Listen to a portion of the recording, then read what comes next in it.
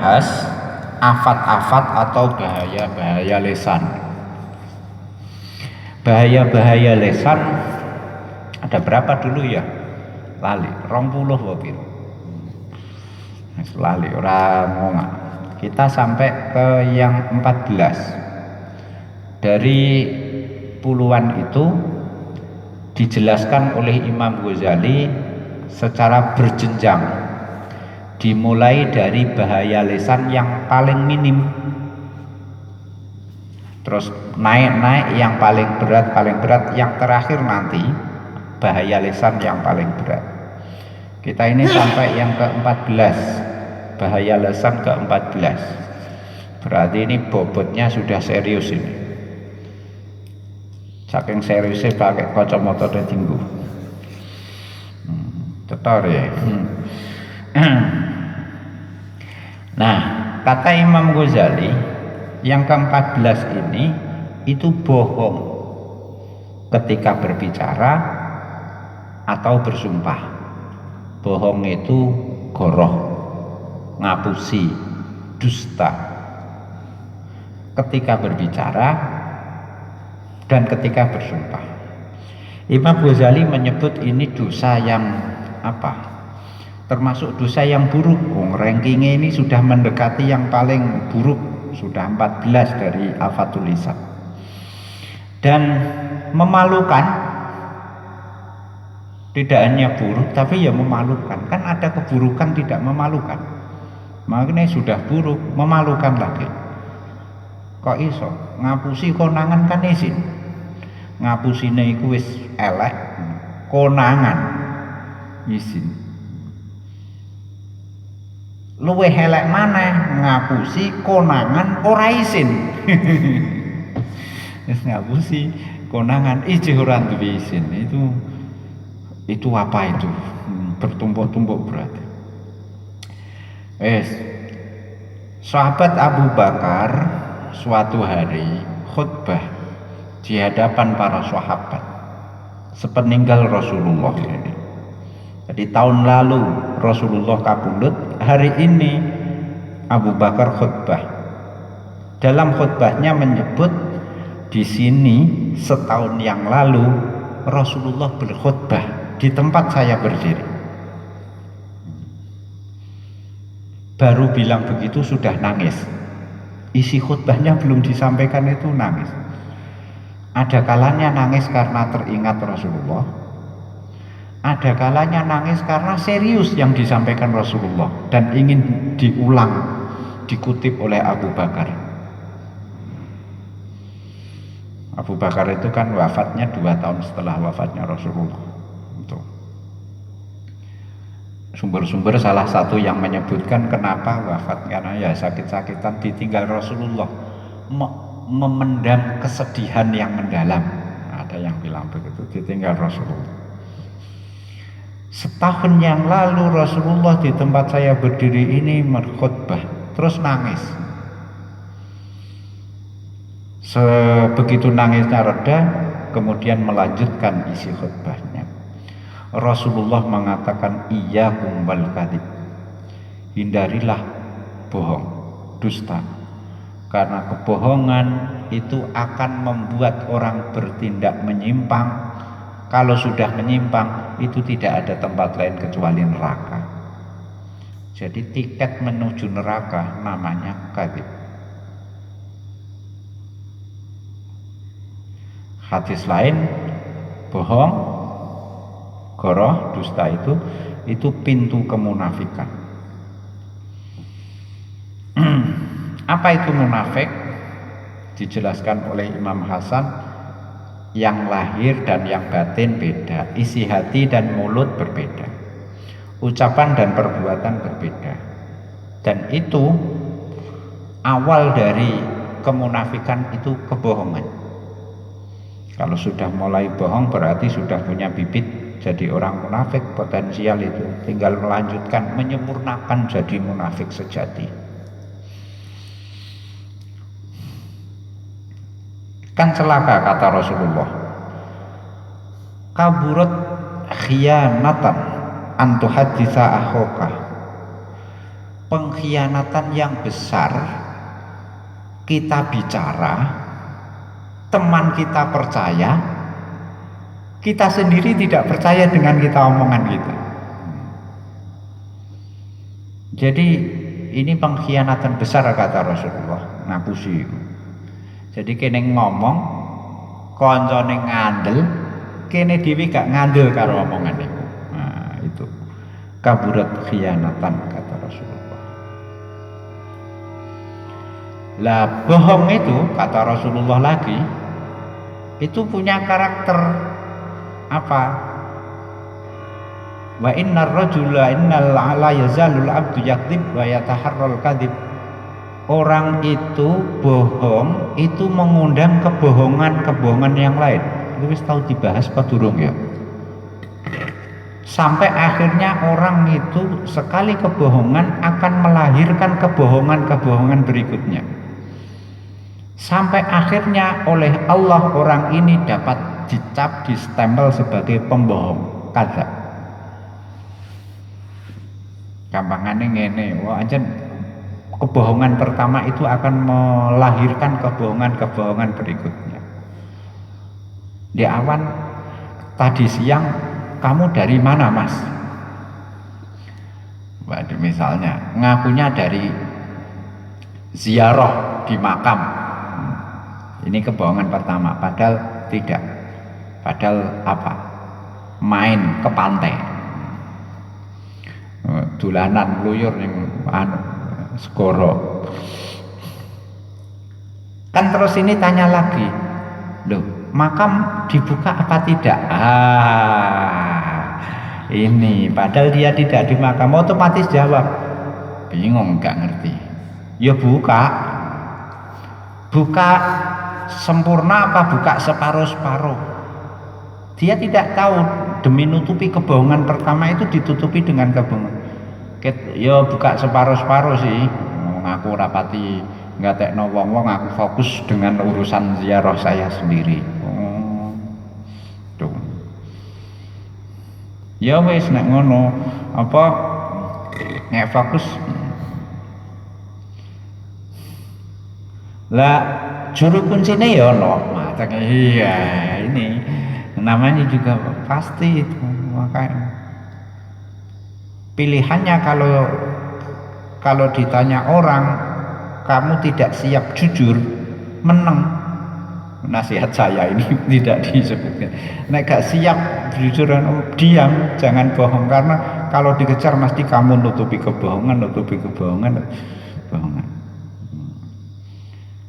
Kalau ketahuan malu, tidak ketahuan tetap jadi kebohongan.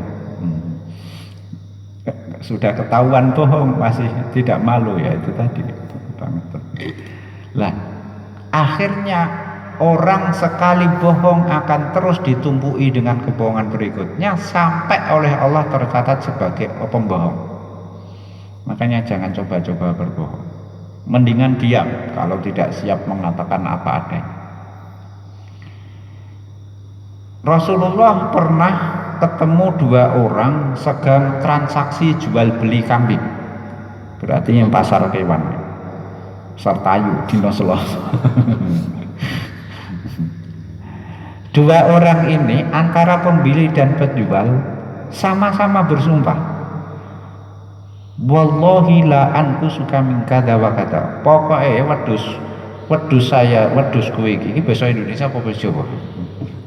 Wedhus kowe iki, kambing saya ini tidak akan saya jual kecuali harga berapa? 3 juta. Jadi penjualnya begitu. Nah yang membeli juga, ini tidak akan saya beli kalau 2 juta. Semua kok nera 2 juta ora tak tuku. Ya sing adol nera 3 juta ora tak dol. Sama-sama otot-otot. Nah Rasulullah berlalu, lain waktu Rasulullah lihat kambing itu yang tadi ditransaksikan itu digandeng kalung sing tuku. Apa komentar Rasulullah kepada sahabat? Dikomentari, ini loh, aujaba ahaduhuma bil ismi. Iki wong siji salah sijine wong loro iki mesti dosa. Soalnya apa? Nyatane ditukuri. Ada kalanya penjualnya itu menurunkan harga jadi 2 juta. Padahal tadi dia bilang saya tidak akan menjual kecuali 3 juta. Akhirnya menjual 2 juta. Bohong kan? Bohong. Atau sebaliknya, pembelinya yang bohong. Karena dia sudah kadang bilang tidak akan beli kalau tidak 2 juta. Nyatanya jadi milik dia itu kambing. Berarti ada pembohong di antara kita berdua. Terus ada yang ngampus, ora tak cel, nek ra 3 juta. Ora tak tuku nek ra 2 juta. Keri-keri suwe gandeng digiring itu kambing itu. Kan enggak usah begitu, itu kan. Piye caranya supaya tidak bicara begitu? Itu pasti supaya tidak bicara bohong begitu bagaimana ya? 3 juta yo kurang yo wis lumrahe wong nyang-nyangan, jangan sampai kemudian keterucut bilang nek gak 3 juta ora tak culno. Keri-keri 2,5 juta diculno. Nah, tadi bilang nek gak 3 juta iki diculno. Itu masih lumayan itu. Biasanya malah lebih anu lagi, ngarang cerita. Iki mau dinyang 3,5 rata kekno. Dele gak ono. Wis ini tadi ada yang nawar 3,5 tidak saya kasih. Wis sampean tak kei 3 juta. Kebohongan lagi. Ada bentuk kebohongan penjual lagi apa? Sudahlah, aku rugi gak apa-apa, aku kulaan 2,5 juta tak jual kowe 3 juta. Pokoknya makanya di hadis berikutnya Rasulullah mengatakan apa itu? Penjahat tujar humul fujar, para pedagang itu orang yang apa? Pejahat. Loh, kok para pedagang itu para penjahat? Sahabat kaget. Kan Allah memperbolehkan jual beli. Pedagang ini melakukan jual beli yang dihalalkan oleh Allah. Iya sih kata Rasulullah. Tapi mereka itu mudah bersumpah bohong, sumpah palsu. Kalau bicara bohong. Nah itu tadi spontan saja kita tahu ini tadi. Kalau tidak 3 juta tidak saya kasih. Kira-kira 2,5 juta dikasih. Yang kedua, sudahlah ini tadi ada yang nawar 3,5, tak kasih sampean. Padahal tidak ada yang nawar. Atau ngaku rugi, sudah ini saya kulak belinya 2,5. 3 juta tak jual 2. Wakeh pokoknya. Makanya kalau menghadapi situasi seperti itu enak itu harga pas. Harga pas, gak usah tawar menawar. Lebih syar'i ya. Lebih syar'i. Wis dikai harga. Tapi yo aja bodoh. Wis direkai harga pas itu ngenyang. Tulisannya harga pas, baju harga pas 100.000. Ini bodoh, harga pas kok dinyang, lebih bodoh lagi yang jual, ngerti? Dinyang kok ya dikekno. Lah ngene mbok tulis harga pas nggih apa. Tapi ya penjual ya seperti itu, godaan-godaan itu ada. Katanya sudah harga pas. Ya pembelinya ya entah bodoh, entah cerdas, paling nanti bisa ditawar. Ditawar dikasih. Sambil bilang aja kandha wong liya lho. Aja kandha wong liya iku anggere wong ya dikandani ngono. Ya lucu-lucu. Ada 3 orang yang besok hari kiamat itu Allah tidak sudi bicara, tidak sudi memandang, saking jengkelnya. 1, orang yang kalau memberi suka mengungkit. Yang kedua, orang yang menjual barang dengan cara bersumpah bohong. Dan yang ketiga, orang yang berpakaian pakaiannya itu ngelembreh. Ngelembreh itu apa? Terjuntai. Ngelembreh karena itu menunjukkan kesombongan. Jadi Allah tidak mau melihat mereka. Orang yang bersumpah ya membawa nama-nama Allah, meskipun sumpahnya itu hal sepele, misla janahi ba'udah, bagaikan sayap nyamuk, itu kan sepele ringan, tapi karena disumpah masuk dalam sumpahnya orang itu, maka dia menyisakan titik hitam di dalam hatinya. Jadi selalu menyisakan titik noda hitam di hati. Besok hari kiamat ketahuan. Kalau kamu sering ya berarti titiknya banyak. Kalau terus kebanyakan hatinya nggak kelihatan, karena ketutupan titik hitam itu tadi. Tuh, hadis lain. Ada 3 orang yang paling disukai Allah dan 3 orang yang dibenci Allah. Yang disukai ini silahkan dipilih. 1, orang yang sengaja mengumpankan lehernya ke hadapan musuh saat berperang. Allah sukai. Jihad ini bicara jihad perang ya, di medan perang ya.